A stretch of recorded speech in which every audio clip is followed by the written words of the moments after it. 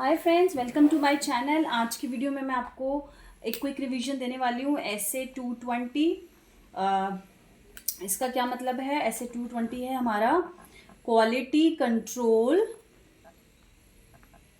For audit work. Okay, इसका simple मतलब है कि एक स्पेसिफिक ऑडिट एंगेजमेंट जो है, यानी कि कोई भी मैं ऑडिट कर रही हूँ एज एन ऑडिट टीम, या जो भी उसके क्वालिटी कंट्रोल्स क्या क्या हैं, प्रोसीजर्स, पॉलिसीज, वो ये स्टैंडर्ड्स बताता है।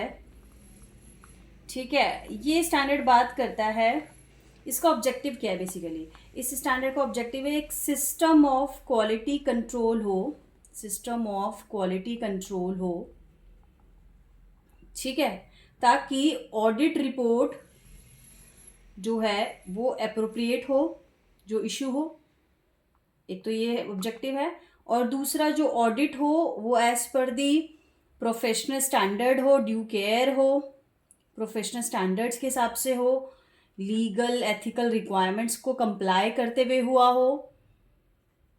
ठीक है, ये स्टैंडर्ड बात करता है कि ऑडिट जो है, ऑडिट क्वालिटी के हिसाब से, ऑडिट क्वालिटी को फॉलो करते हुए, यानी कि ऑडिट जो हुआ है उसमें प्रॉपरली क्वालिटी स्टैंडर्ड्स, क्वालिटी के प्रोसीजर्स, क्वालिटी पॉलिसीज, जो क्वालिटी कंट्रोल्स की पॉलिसीज हैं फर्म की, उसके हिसाब से ऑडिट हुआ हो, और professional standard, legal ethical requirement को फॉलो करते हुए, due diligence, due care, professional competence को ध्यान में रखते हुए, और ऑडिट रिपोर्ट अप्रोप्रिएट हो, ताकि ये सारे के सारे क्वालिटी कंट्रोल फॉलो हुए हों, और ये स्पेसिफिक ऑडिट एंगेजमेंट से रिलेटेड होता है।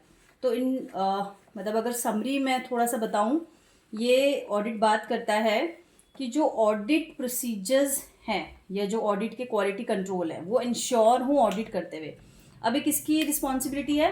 ये स्टैंडर्ड कहता है कि एंगेज, इसमें तीन पार्टी इन्वॉल्व होती है। एक होता है एंगेजमेंट पार्टनर, ठीक है, एक होता है EQCR, उसको हम कहते हैं एंगेजमेंट क्वालिटी कंट्रोल रिव्यूअर, उसको कहते हैं हम EQCR। और एक होती है हमारी एंगेजमेंट टीम, यानी कि ऑडिट टीम। ठीक है, ये तीनों ही इसमें इन्वॉल्व होते हैं।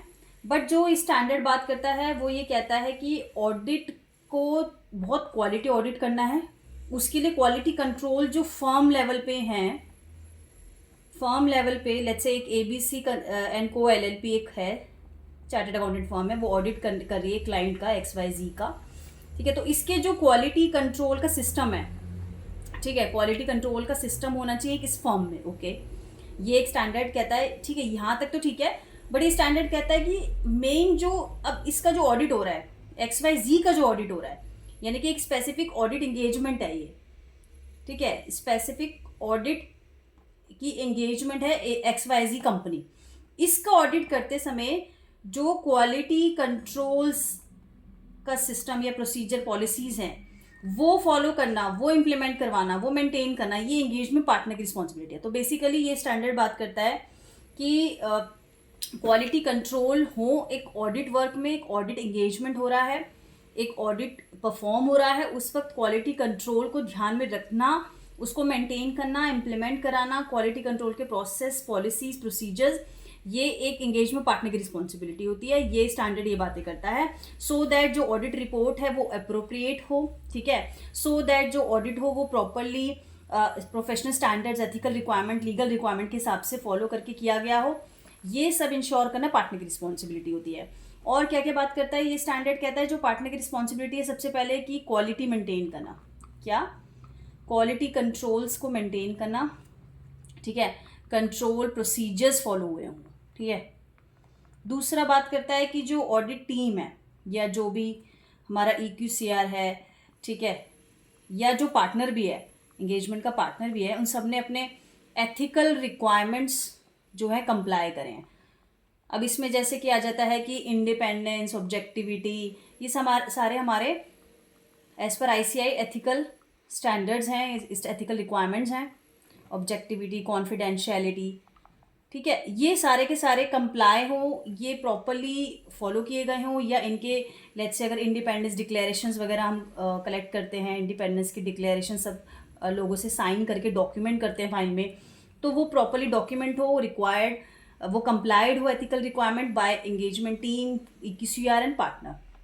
ठीक है, तीसरे इसमें आता है बात कर लेते हैं कि जो एक्सेप्टेंस है या कॉन्टिन्यूएशन जो है क्लाइंट का, ठीक है, उससे रिलेटेड जो भी फॉर्मेलिटीज़ हैं, जैसे ईएल साइन करना है, उसको डॉक्यूमेंट करना, या कोई भी ईएल में अपडेट है या कुछ है, तो ये वाली रिक्वायरमेंट भी रिस्पॉन्सिबिलिटी होती है एंगेजमेंट पार्टनर की, वो कंप्लाई करे। तो क्वालिटी कंट्रोल मेंटेन हो, प्रॉपरली फॉलो हो, audit engagement team EQCR partner की एथिकल रिक्वायरमेंट फॉलो हो, एक्सेप्टेंस फॉर्मेलिटीज़ हों।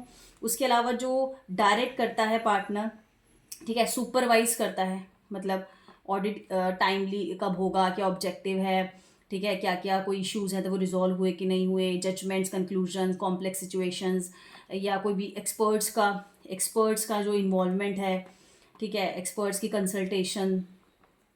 कंसल्टेशंस, ये सारा लेना, उसको डॉक्यूमेंटेशन, ये सारा भी रिस्पॉन्सिबिलिटी एंगेजमेंट पार्टनर की, ये स्टैंडर्ड बताता है ऐसे 220 कि ये भी एक क्वालिटी कंट्रोल प्रोसेस का पार्ट है, प्रोसीजर का पार्ट है, जो कि एंगेजमेंट पार्टनर को फॉलो करना है या उसको मेंटेन करना है। Supervise, direct supervise and review work भी सारा टाइम पे हुआ हो, जितने भी रिव्यूअर इन्वॉल्व है, जैसे कि मैनेजर हो, डायरेक्टर हो, जिसने भी रिव्यू किया हो या पार्टनर ने, सब लोगों ने प्रॉपर्ली रिव्यू किया है, हर एक लेवल पे ऑडिट का रिव्यू हुआ है, वो प्रॉपर्ली डायरेक्ट किया गया है, ऑडिट सुपरवाइज किया गया है, मॉनिटरिंग, रिव्यू सब कुछ हुआ है, एक्सपर्ट्स की कंसल्टेशन है अगर रिक्वायर्ड तो वो ली गई हैं, डॉक्यूमेंट की गई हैं, ये भी एक पार्टनर की रिस्पॉन्सिबिलिटी ऐसे 220 बताता है।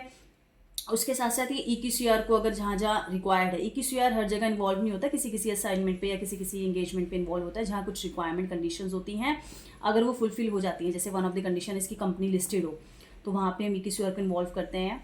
ठीक है, तो उसमें उस केस में, और उसमें भी टर्नओवर के हिसाब से या जो भी है उसकी जो भी कैपिटल है वो नेटवर्थ, उसकी कुछ कंडीशंस होती हैं, वो अगर कंप्लाई हो जाती हैं 5-6 कंडीशन, तो EQCR वो एप्लीकेबल हो जाता है, उस एंटिटी पे इन्वॉल्व करना, EQCR को इन्वॉल्व करना मैंडेटरी हो जाता है, और उस केस में हम EQCR की जो क्लियरेंस है वो लेते हैं before issue our audit report. तो ये भी पार्टनर की रिस्पॉन्सिबिलिटी है ये इंश्योर करना कि EQCR इन्वॉल्व हो गया है और उसकी क्लियरेंस आ गई है before issuing his own report, his own audit report. उसके साथ साथ हमारा जो भी डॉक्यूमेंटेशन का पार्ट है, जैसे मैंने बताया, जैसे इस वाले केस में था कि अगर एक्सपर्ट्स हैं तो उसका डॉक्यूमेंटेशन हो, सेम वे जैसे EQCR है तो उसकी भी डॉक्यूमेंटेशन होगी, एक्सपर्ट्स की डॉक्यूमेंटेशन होगी, audit plan, audit review work, ये सारा जितने भी मेरे क्वालिटी कंट्रोल्स का जो भी प्रोसीजर्स हैं, ठीक है, जो भी अप्लाई करे मैंने काम करते समय, ठीक है, जैसे मैंने टीम को कैसे इन्वॉल्व किया, तो टीम मीटिंग का एक पेपर हो, टीम प्लानिंग का एक पेपर हो, कैसे कैसे टीम असाइन किया पार्टनर ने उसका एक डॉक्यूमेंट हो, जितने भी क्लाइंट से मीटिंग हुई है उसका डॉक्यूमेंटेशन हो, कॉम्प्लेक्स सिचुएशन या कोई भी अकाउंटिंग या ऑडिटिंग इश्यूज़ या डिस्कशंस हुए उसका एक पेपर हो, कोई भी डिसएग्रीमेंट्स है between the team and EQCR या जजमेंट्स है या कोई भी कंक्लूजन्स हैं वो कैसे रीच हुए, कैसे इवैल्यूएशन हुआ, कोई भी इवैल्यूएशन रिपोर्ट हो, थर्ड पार्टी कॉन्फर्मेशन हो, एथिकल रिक्वायरमेंट्स की कॉन्फर्मेशन या कन्फर्मेशन हो या डिक्लेरेशन हो, या एक्सेप्टेंस कंटिन्यूशन, क्लाइंट से जो एक्सेप्टेंस की फॉर्मेलिटीज़ हैं वो सब डॉक्यूमेंट हो, वो ऑडिट कैसे हमारा रिस्क असेसमेंट्स के पेपर्स वो प्रॉपर्ली प्लान्ड हो या रिव्यू हुआ हो उसका डॉक्यूमेंटेशन हो। तो डॉक्यूमेंटेशन की रिस्पॉन्सिबिलिटी भी एंगेजमेंट पार्टनर की आती है। तो ये स्टैंडर्ड बेसिकली बात करता है कि क्वालिटी कंट्रोल आपको मेंटेन करना है ऑडिट असाइनमेंट या ऑडिट करते समय किसी भी कंपनी का, और ये प्राइम रिस्पॉन्सिबिलिटी होती है एंगेजमेंट पार्टनर की कि वो इंश्योर करेगा कि क्वालिटी कंट्रोल मेंटेन है, फॉलो किए गए हैं एथिकल रिक्वायरमेंट हर एक ने, यानी कि ऑडिट टीम ने, EQCR ने, पार्टनर ने फॉलो करे हैं, कंप्लाई करे हैं, such as independence declaration, threat to independence declaration, whatever, बहुत सारे डिक्लेरेशन होते हैं, फॉर्मेलिटीज़ होती हैं एथिकल रिक्वायरमेंट्स की जो हमारे स्टैंडर्ड कहते हैं। उसके अलावा एक्सेप्टेंस कंटिन्यूशन, क्लाइंट की फॉर्मेलिटीज़, डायरेक्शन, सुपरविजन, रिव्यू ढंग से हुआ हो ऑडिट का, एक्सपर्ट की जहाँ जहाँ कंसल्टेशन की रिक्वायरमेंट थी वो ली गई हो, वो उनको कंक्लूड किया गया हो, डॉक्यूमेंट किया गया हो, EQCR जहाँ जहाँ इन्वॉल्व होना था वहाँ इन्वॉल्व किया गया है, डॉक्यूमेंट किया गया है। उसके अलावा डॉक्यूमेंटेशन प्रॉपर्ली हुआ है, या कोई भी इश्यूज़ हैं, ठीक है, जो टीम में या कोई भी डिस्कशंस हुए हैं वो प्रॉपर्ली डॉक्यूमेंट हुए हैं, ठीक है, क्लाइंट से या किसी भी तरह का कोई भी प्रॉपर्ली जो भी कंक्लूजन्स था या जजमेंट्स थी या कोई भी कॉम्प्लेक्स डिसीजंस का जो भी हमने इवैल्यूएट किया उसका पेपर हो, ये सारे के सारे हमारे रिस्क असेसमेंट्स के पेपर, प्लानिंग के पेपर, प्रॉपर्ली हर एक चीज़ का डॉक्यूमेंटेशन फाइल में डॉक्यूमेंटेड हो और वो कंक्लूड हो, एंड EQCR का जैसे कंक्लूजन हो या कोई भी एक्सपर्ट्स का कंक्लूजन हो वो क्या फाइनल निकला before issuing the audit report. तो ऑडिट रिपोर्ट उससे पहले के पहले जितने भी फॉर्मेलिटीज़ हैं related to the quality control procedures, वो एक जो प्रॉपरली ऑडिट टीम अलाइंड हो, ऑब्जेक्टिविटी, इंटेग्रिटी, कंप्लायंस हो अपने एथिकल रिक्वायरमेंट से, या उनका प्रॉपरली वो एफिशिएंट थे या प्रोफेशनली कॉम्पिटेंट थे करने के लिए, ट्रेनिंग्स प्रॉपरली थी ऑडिट टीम की, तो उसके डॉक्यूमेंट प्रॉपरली हो कि ट्रेनिंग कंप्लीशन के सर्टिफिकेट्स या जो भी डिक्लेरेशन हो वो फाइल में लगे हुए हों। ये भी इंश्योर करता है एंगेजमेंट पार्टनर। उसके साथ साथ जो भी एक्सपर्ट्स को इन्वॉल्व करना है, किसी और को इन्वॉल्व करना है, डायरेक्शन सुपरविजन रिव्यू कैसे होगा। सो बेसिकली एक बहुत ही सारा एक बड़ी जिम्मेदारी, एक बड़ी रिस्पॉन्सिबिलिटी ये स्टैंडर्ड 220 बात करता है कि इंगेजमेंट पार्टनर की क्या रिस्पॉन्सिबिलिटी है अगर कोई स्पेसिफिक इंगेजमेंट ऑडिट हो रहा है, स्पेसिफिक कोई भी क्लाइंट का आप ऑडिट कर रहे हो, तो as an audit engagement partner आपकी मेन रिस्पॉन्सिबिलिटी है। साथ साथ ऑडिट टीम की भी रिस्पॉन्सिबिलिटी है, EQCR की भी रिस्पॉन्सिबिलिटी है।